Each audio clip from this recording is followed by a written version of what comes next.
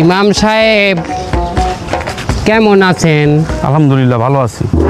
ইমাম সাহেব শোনেন, কি বলেন? বলতে আছি কি, এই যে আপনি নামাজ কালাম পড়ান, মানের কত জ্ঞান দেন, কত আমল করেন, বলি কি এত আমল কি লাগে? দুনিয়ায় আল্লাহ পাঠাইছে আমাদের এই আমল করতে, আর আমি তো ইমাম সাহেব সবসময় আমল বেশিই করব। ক্যাপ্টেন, মুই শুনছি পথে ঘাটে নাকি ফোনে কথা বলাও নিষেধ আছে। আর হ্যাঁ, ইমাম সাহেব দিদি এই সবসময় হাতে খালি গনে আর গনে গনে আর গনে, আর মন জ্ঞান দিল সব তো থাকে আল্লাহর কাছে।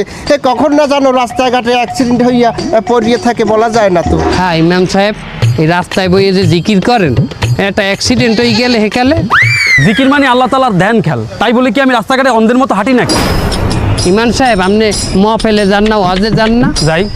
হ্যাঁ, নাশিদ গান না, গজল গান না? গাই, গজল গাই। হ্যাঁ, ভালো লাগে না এখন আর ওই আগিল্লা সুরে যে ওই গাইতে থাকেন কথা, ওগুলো ভালো লাগে না। আপনি একটা ইমাম সাহেব, এখন গজল গাইবেন হিন্দি গানের সুরে। হুজুর শোনেন, হিন্দি গানের সুরে গজল গাইলে মানে মনে করবে এই হুজুরের ভিতরে একটা মডার্ন ভাব আছে। হিন্দি মানে?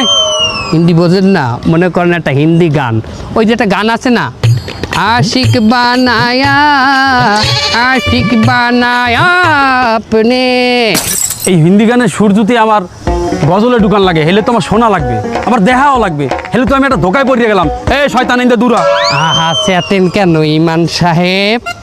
বাদ দেন, হিন্দি বাদ দেন। কি তোরা বল, হিন্দি বাদ দেন, বাংলায় গান, কিন্তু বাংলা একটা মডার্ন সুর দেবেন না। মানে ওই যে একটা গান আছে না, গুনগুনিয়ে ভ্রমরাশি